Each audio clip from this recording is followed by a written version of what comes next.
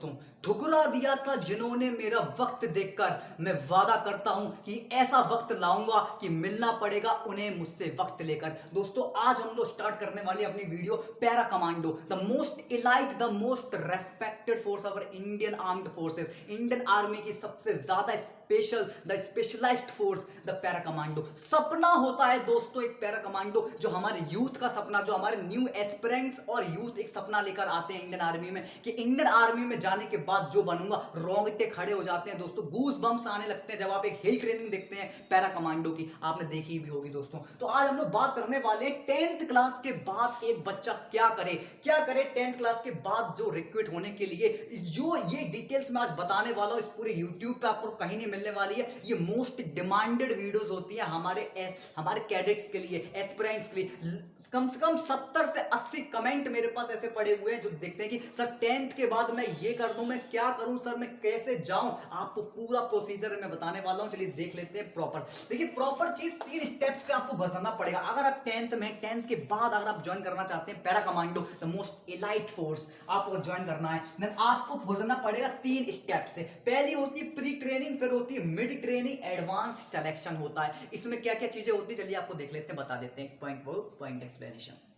हाँ, तो अब बात करते हैं हम लोग पहले पॉइंट की, प्री ट्रेनिंग की। सबको ध्यान समझिएगा दोस्तों, एक भी गलती आपके लिए बहुत ही प्रॉब्लमैटिक होने वाली है दोस्तों। देखिए पहले आपको जब पैरा कमांडो अगर बनना है, वो डेस्टिनेशन, वो सपने तक पहुंचना है।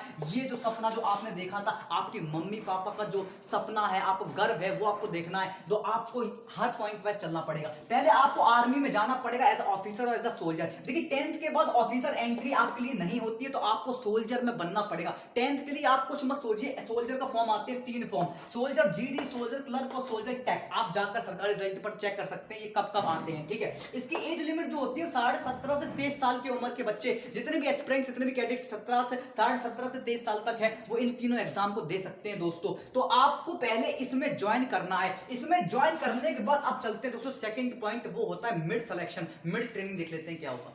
हाँ, तो अब आगे क्या करना है, दूसरा होता है दोस्तों मिड ट्रेनिंग। जैसे ही आप सोल्जर बन जाते हैं, आर्मी में चले जाते हैं, एक सपना आपका पूरा हो चुका है, आर्मी में जाने का सपना, एक फौजी बनने का सपना, एक जवान बनने का सपना। अब इसके बाद आपका हर 2 साल में आपका आता है पैरा बटालियन फॉर्म। जैसे ही आप सोल्जर बन जाएंगे, उसके 2 मंथ बाद, कितने 2 मंथ्स बाद आपका आएगा पैरा बटालियन फॉर्म, जो इंडियन आर्मी आपको कमीशन करती है पैरा बटालियन में। पैरा में जाने के लिए आपको इंडियन आर्मी रिक्रूट करती है। पैरा बटालियन फॉर्म को आप फिलअप कर देंगे, और फॉर्म फिलअप करने के बाद, सब कुछ आपकी डिटेल्स भरने के बाद, आपको कराया जाएगा 90 डेज का प्रोबेशन। 90 डेज का probation is a hard probation. पूरी इंडिया में ये होती है हार्डेस्ट ट्रेनिंग। देखिए hardest training, only 3% of the candidates, जो सोल्जर में जाकर सिर्फ 3% ऑफ द कैंडिडेट्स हमारे पैरा कमांडो बन पाते हैं। तो आप भी उसमें होंगे, लेकिन जो मैं बताने वाला हूं तभी आप इसमें ज्वाइन हो सकते हैं। आगे का प्रोसेस देख लेते हैं, एडवांस ट्रेनिंग। इस 90 डेज के प्रोबेशन को करने के बाद आपको क्या करना है चलिए देख लेते हैं।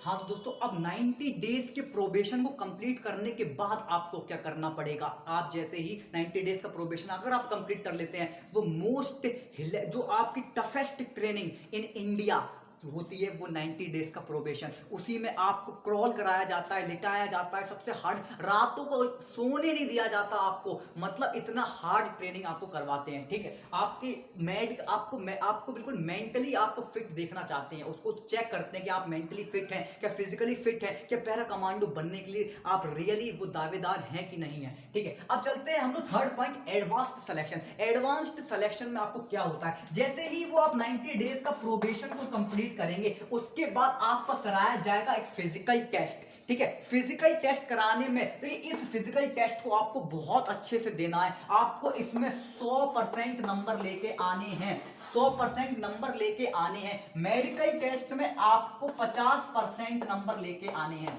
ठीक है। 50% लेकर नंबर आने हैं। इसका एक छोटा सा इवेल्युएशन टेस्ट होता है। इधर पे क्या होता है, इवेल्युएशन टेस्ट। उसको हम लोग कहते हैं इवैल्यूएशन का, जिसमें बेसिकली टास्क क्वेश्चन आते हैं कि अगर आपको इस टास्क में रखा जाए तो आप क्या करेंगे। उसमें आपको 20% नंबर लाने हैं उस एग्जाम में। तो यहाँ पर 100% फिजिकल आपको बहुत अच्छा रखना है, आपको बहुत मेंटेन, हर चीज आपकी फिट होनी चाहिए, कोई भी नॉक नहीं वगैरह कुछ भी आपको नहीं होना चाहिए। तो आप 100% फिजिकल, 50% मेडिकल और इवैल्यूएशन टेस्ट में अगर आपको 20% मार्क्स आ जाते हैं, इन टोटल करके आप बन जाते हैं दोस्तों पैरा कमांडो। आपको तुरंत रिक्रूट कर लिया जाता है इंडियन आर्मी की तरफ से और ये सपना आपका कंप्लीट हो जाता है दोस्तों। वो यही था सारा प्रोसीजर कि 10th के बाद आपको हर चीज क्या करनी है दोस्तों। तो दोस्तों आपको अगर समझ में आया हो, अगर चैनल को सब्सक्राइब नहीं किया तो चैनल को सब्सक्राइब कर लीजिए। मेरा एक और चैनल है डिफेंस नाम का है, जिसमें मैं अपने मेडिकल की और फिजिकल और एसएसबी की तैयारी कराता हूं। तो नमस्कार दोस्तों, उसको भी आप ज्वाइन कर सकते हैं दोस्तों। नमस्कार दोस्तों, आपका दिन शुभ हो।